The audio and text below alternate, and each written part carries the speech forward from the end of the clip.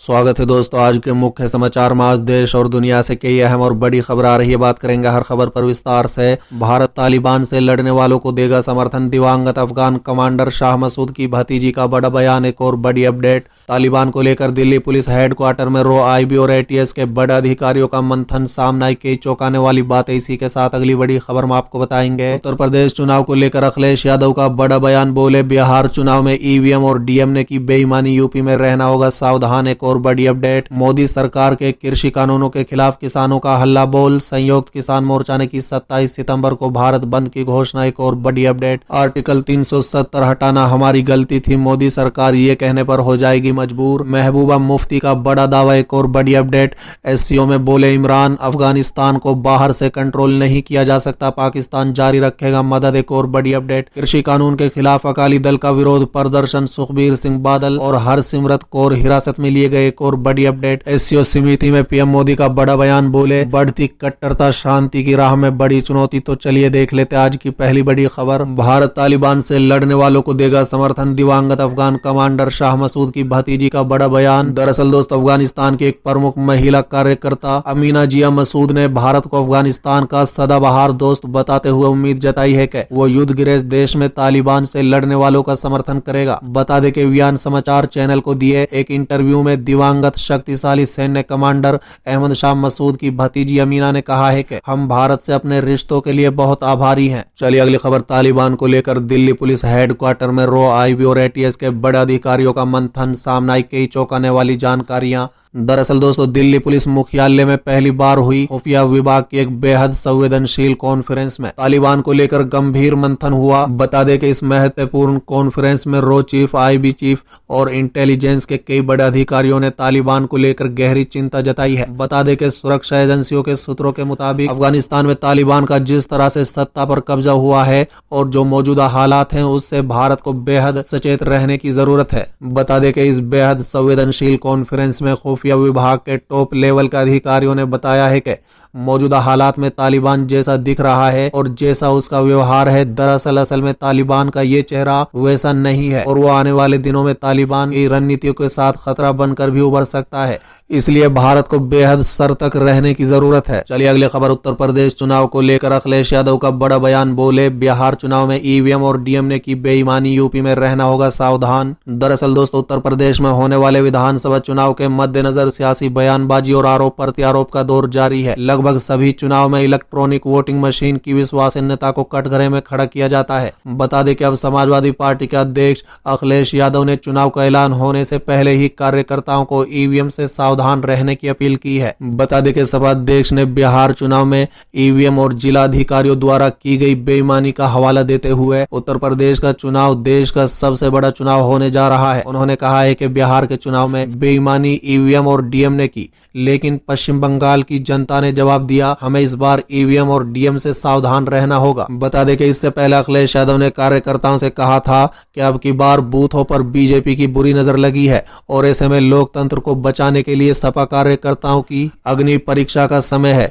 उन्होंने कहा है कि समाजवादी पार्टी ने अपने कार्यकर्ताओं से कहा है कि वो बिना समय गवाए अपने अपने क्षेत्रों में पूरी मुस्तैदी से जुट जाएं। इस कार्य में कोई कोताही न हो, बूथ पर तनिक भी चूक नहीं होनी चाहिए। उन्हें ऐसा अवसर दोबारा मिलने वाला नहीं है। चलिए अगली खबर, मोदी सरकार के कृषि कानून के खिलाफ किसानों का हल्ला बोल, संयुक्त किसान मोर्चा ने की 27 सितंबर को भारत बंद की घोषणा। दरअसल दोस्तों, मोदी सरकार द्वारा बीते साल सितंबर 2020 में लाए गए इन नए कृषि कानूनों को आज 1 साल पूरा हो चुका है।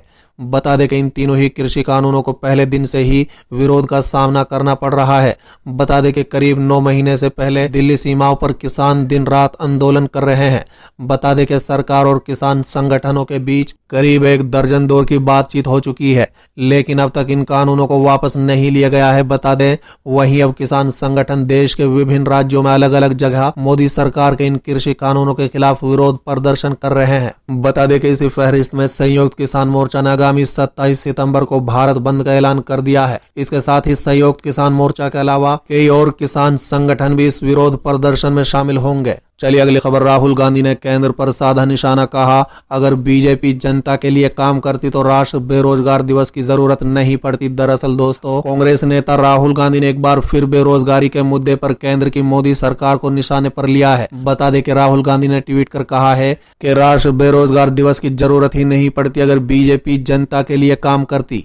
बता दें कि प्रधानमंत्री नरेंद्र मोदी के 71वें जन्मदिन के मौके पर कांग्रेस पीएम मोदी के जन्मदिन के राष्ट्रीय बेरोजगार दिवस के तौर पर मना रहा है। चलिए अगली खबर। आर्टिकल 370 हटाना हमारी गलती थी, मोदी सरकार ये कहने पर हो जाएगी मजबूर। महबूबा मुफ्ती का दावा। दरअसल दोस्तों, महबूबा मुफ्ती ने दावा किया है, उन्होंने कहा है कि मुझे विश्वास है कि समय ऐसा आएगा जब प्रदेश में न केवल अनुच्छेद 370 और अनुच्छेद 35 से फिर से बहाल होगा, बल्कि सरकार ये कहने पर मजबूर होगी कि हमने जम्मू कश्मीर से आर्टिकल 370 हटाकर गलती की थी। बता दें कि ये बातें जम्मू कश्मीर के पूर्व मुख्यमंत्री और पीडीपी अध्यक्ष महबूबा मुफ्ती ने राजौरी में कही है। महबूबा मुफ्ती ने कहा है कि सरकार को कश्मीरियों से ये पूछना पड़ेगा कि हम और क्या चाहते हैं, इसलिए निराश होने की जरूरत बिल्कुल भी नहीं है। महबूबा मुफ्ती जम्मू कश्मीर के उन नेताओं में शामिल हैं जिन्होंने जम्मू कश्मीर का विशेष दर्जा वापस कराने के लिए हमेशा से आवाज बुलंद की है और ये कहा है कि वो इससे कम पर नहीं मानेंगे। बता दें, महबूबा मुफ्ती ने कई बार ये भी कहा है